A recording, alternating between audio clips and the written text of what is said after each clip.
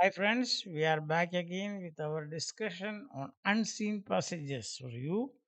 I hope unseen made seen. I hope that these classes are useful to you, and in that case, you like, share, and subscribe. Yes, as it is our practice, we will be reading the passage first, and then we will try to answer all those questions based on this. Okay? So here we go. Paragraph 1. Despite plenty of naysayers means those who people say no to everything. The textbook is dead. It just doesn't know. It just doesn't know it yet and continues on walking about as though alive. That is, it means the textbook says that the textbook continues to walk as if it is alive, although people say that it is dead. I even have one, a textbook of physics on my bookshelf beside me that was printed in 1891. It has some line drawings and no color, so it's black and white. Today, textbooks have lots of color images and engaging questions. Questions engaging, that is, the students can interact with the text, or students can interact with the passage. So in such a way, they are arranging questions sprinkled about. You can find it here and there. That is sprinkled about means sprinkled about them. They also have tons of advice for teachers on how to use them effectively. So you have got colorless textbooks, but at the same time there are many questions with which you can interact. You can get into. You can start talking to the questions in the sense that you can answer the questions, and also there is a teacher's guide at the beginning. The word textbook originated in 1720s, almost 300 years ago. It has had a good run. For a very long time, it was being used and is ready to retire. Why, that we will see soon. Those who argue that you cannot learn well without a textbook ignore the centuries prior to 1720, when lots of people learned well with no textbooks anywhere. So the author says that before 1720 there were no textbooks, but still people used to learn and learn very well. You can learn without textbooks, that is certain. But why should we bother to change something that worked for 30 years? Many deliver the judgment in a single word: technology. That's way too simplistic. Simplistic means too simple. Now people say that we don't require any textbook these days. Why? The answer to that, they say technology. What is this technological revolution? Especially we know internet and all those things. And paragraph 3, we have seen film loops, means part of films, overhead projectors, motion picture projectors, machine scoring of tests, and a myriad means many of other technological innovations in classrooms. But the textbook remains.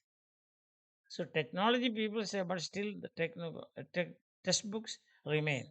Their technology, so film loops are there, overhead projectors are there, and all those things, you know, you are familiar with these things, I think, by now. No technology alone will end the reign of books. Reign of books, the rule of books, means that the ruling of books.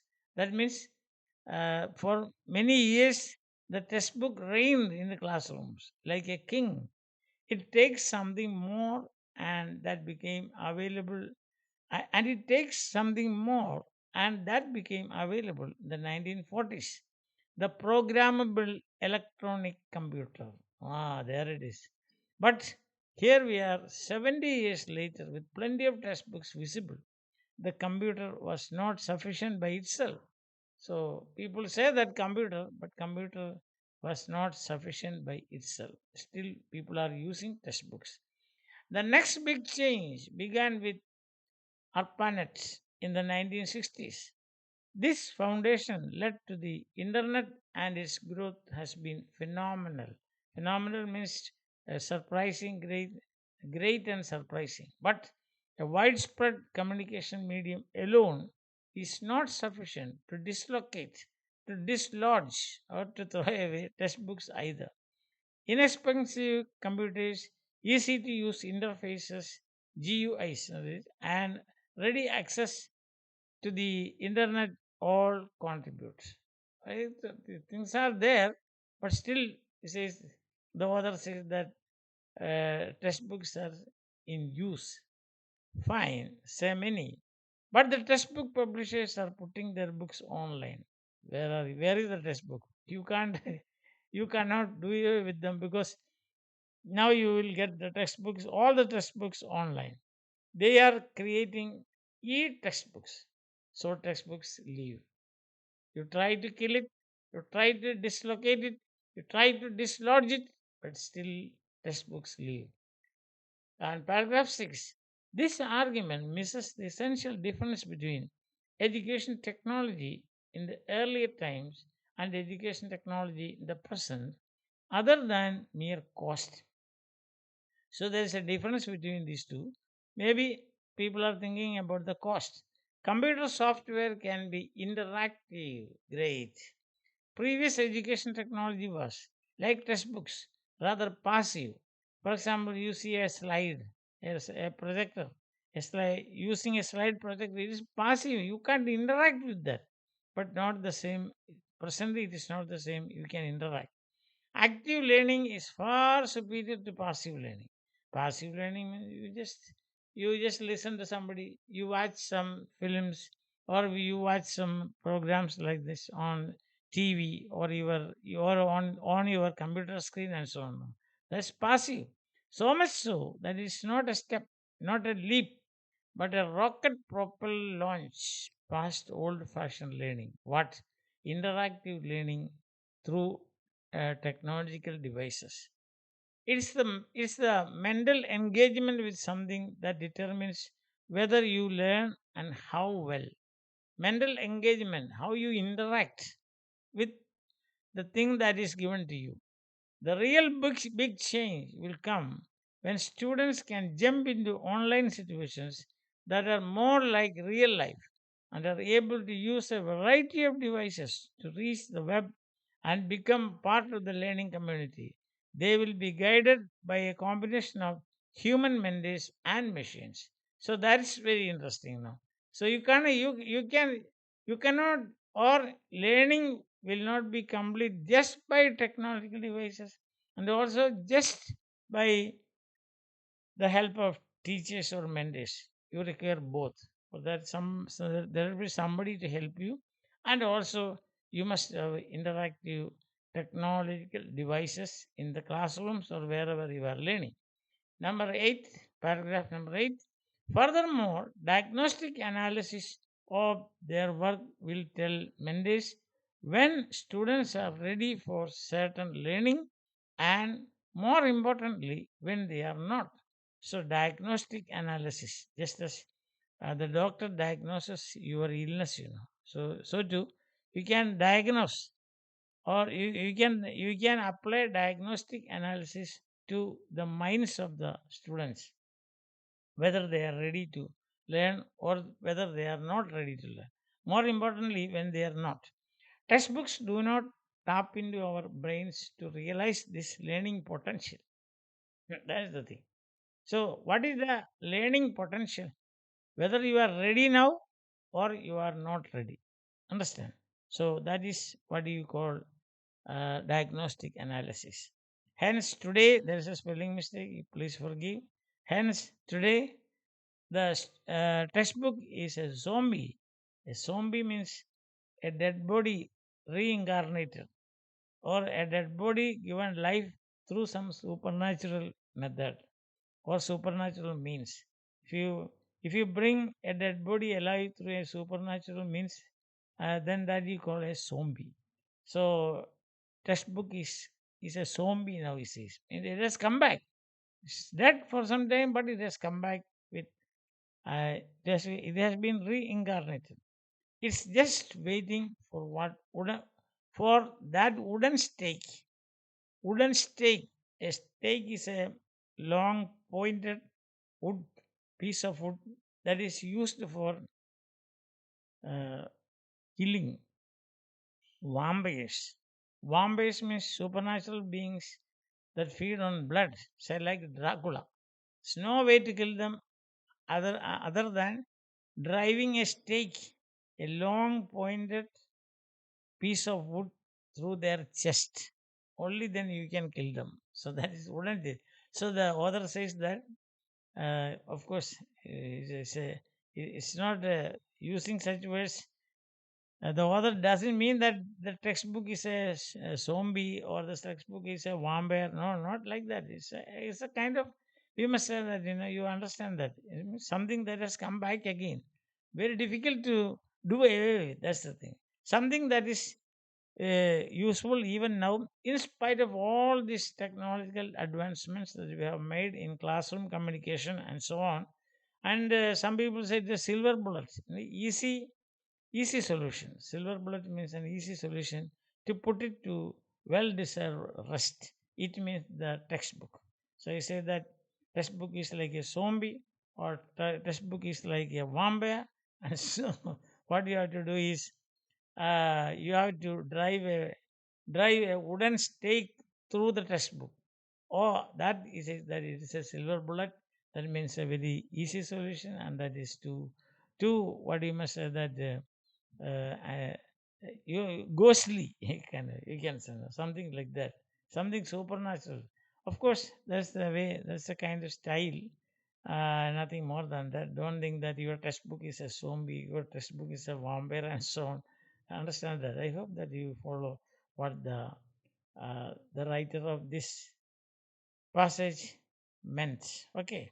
So means it means you cannot whatever you do, you cannot dispose, you cannot dislodge, you cannot dislocate a textbook. A textbook is there and it has appeared in a new way, a new form, and that is e-text. Okay. So answer the questions here. You have the answer. Answer the following questions based on the passage above. Your A, the answer is students are no more interested in passive learning. Well, the writer says that one can learn without textbooks, which is the least effective argument put forward by him. The answer is our option number 4. B. What is the best way, according to the writer, to strike a balance between passive learning and active mental engagement? Refer paragraph 6 and 7. Rationalize your answer in about 30 to 40 words. Well, paragraph 6, you can see there is a computer software can be interactive. And then continue in paragraph 7, the part here. The real big exchange will come when students can jump into online situations that are more like real life and are able to use a variety of devices to reach the web and become part of the learning community. They will be guided by a combination of human mentees and machines. So that is the answer to that question. Of course, you can write it in your own words. C. Complete the sentence appropriately. The author's use of the term diagnostic analysis refers to an assessment of the student's potential, when to learn, when not to learn, when to teach, when not to teach. So that is answer to that question. D. The passage includes some words that are opposites to each other. From the sets 1 to 5 below, identify two sets of antonyms: 2, active and passive learning, and 5, dead and alive. E. Complete the sentence appropriately. The main premise or the central idea of this essay, according to Henry Keller. Henry Keller is the author of this essay, and that is promote educational technology. That is the main thing. Promote educational technology. Educational technology. F. Answer question based on the reading of the passage. Examine in about 30 to 40 words how textbooks traveled from 18th century to the age of computers and what changes occurred on the way. The main point is online textbooks or e-textbooks. Let's go to the passage. I have marked some points here. You have got the first one is, of course, you can write, take You can take the help from these points. The textbook originated in 1720s, almost 300 years ago. It has had a good run and is ready to retire. It has got a good run means good use. Ready to retire means say goodbye to us. Then another point is something that worked for 30 years. See, that's very important to note. And single word technology, etc. And next point where we can use is to answer that question 30 to 40 ways. The next big change began with ARPANET in the 1960s. This foundation led to the internet and its growth had been phenomenal. And another point is books online books. And these are the and at last, presently, what is the situation? You have got the e-text. So that is these points you can use for answering that question. That is question about 30 to 40 words. How textbooks traveled from 18th century onwards, and what happened to on I've already told you about 300 years of existence. It has got glorious existence, and now also it exists. You can say, and at present we have got to online textbooks. So that is the evolution of textbooks. Select the option G. Select the option that can weaken the author's case for a complete shift in computer learning.